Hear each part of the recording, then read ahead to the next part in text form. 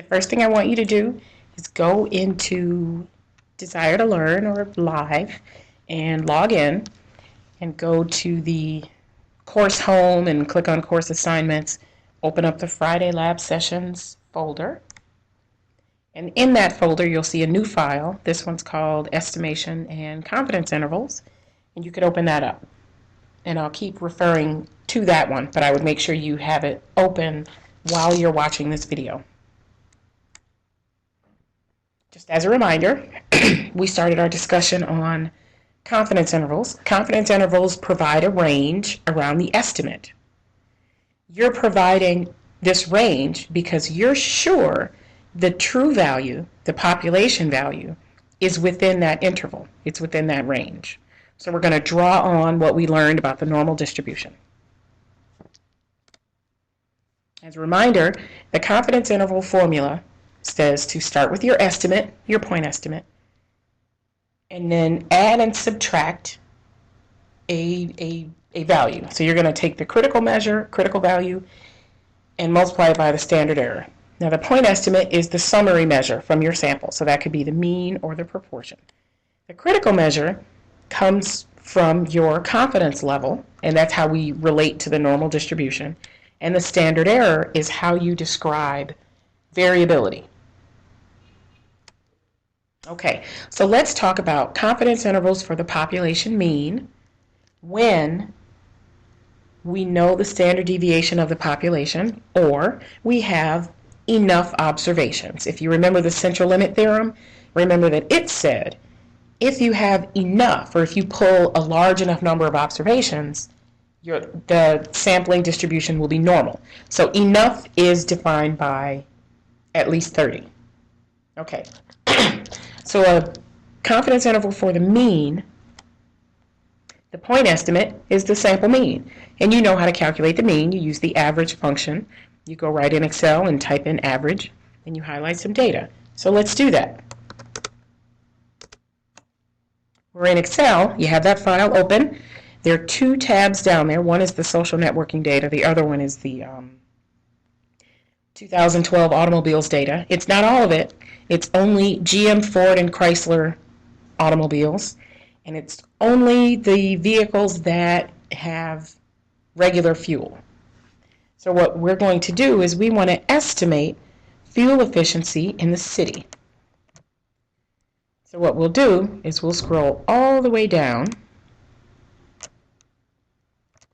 and we will create a space to calculate the sample mean.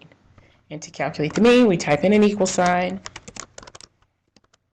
and the word average, and you open a set of parentheses, and then you can highlight, click, drag all the way up, all this city data. Close the parentheses, hit enter, and there we have our estimate, our point estimate for city fuel efficiency is about 17.4 miles per gallon. But we're not done. Now we need a critical measure. Okay, well, critical values come from the distribution. So we're going to relate to the confidence level. The confidence level that we will use the most often is 95%. Okay, so where does 95% show up on the normal distribution? And you remember, we talked about this is the area between two standard deviations, if you remember that conversation. So we need to figure out how would we actually calculate that? So we need to calculate Z critical. But right now, we want to calculate how does Z critical relate to the 95%. But what we're actually going to relate it to is the 2.5% that hangs out in the tails of the distribution. So the way we can work that 95%, if you look above, 1 minus the confidence is your error level. So if 95% is in the middle, the 5% is in the tails. And if there's 2.5% in one tail, there's 2.5% in the other tail. So the way we get to this 2.5% is we have to take 1 minus the confidence level, which gives us the 5%, and then you got to chop it in half. So when we calculate Z critical, we use the standard normal inverse function, norms inverse, open a set of parentheses, and then you do 1 minus the 5%, and you chop it in half. Now that's a little bit different than what we did in class, but this is the correct formula right there. So let's go over back to Excel, and we'll calculate our critical measure. So it's norms inverse, don't forget the S, open a set of parentheses, and your little menu says you have to put in a probability. So what we type in is 1 minus that 5%, and then we chop it in half and hit enter. 1.96. So if you round that up, you get 2.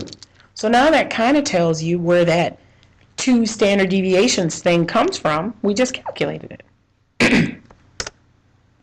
Okay, now what? We have our point estimate, we have our critical value. Now it's time for the standard error. Well, the standard error for the mean is the standard deviation of that data, and we've calculated that before, and you divide that by the square root of your sample size. That's pretty straightforward. So let's do that. Okay, so we'll start off calculating the standard deviation. Open a set of parentheses. We'll go highlight the data.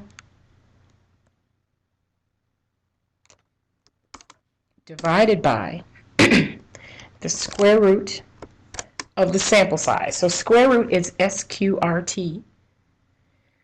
And the way I'm going to cheat and figure out sample size is you can use a count function. And count will count up all the cells that you highlighted that have data in them. So I'm actually going to highlight all those cells again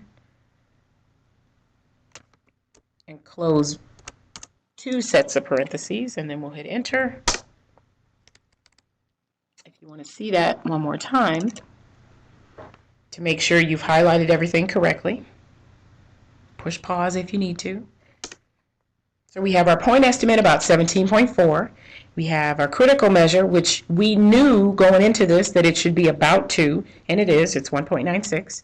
And our standard error is 0.25. All right, well, those are the 3 pieces.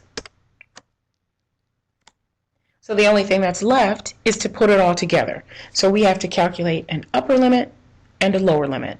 And the statement that goes along with this interval is, I am 95% confident that the population mean lies between A and B, the upper limit and the lower limit. So let's go back to Excel. And we'll calculate an upper limit and a lower limit. So the upper limit, you take the point estimate and you add critical measure times standard error. For the lower limit, you start at the point estimate and you subtract critical measure times standard error. So now we have our limits.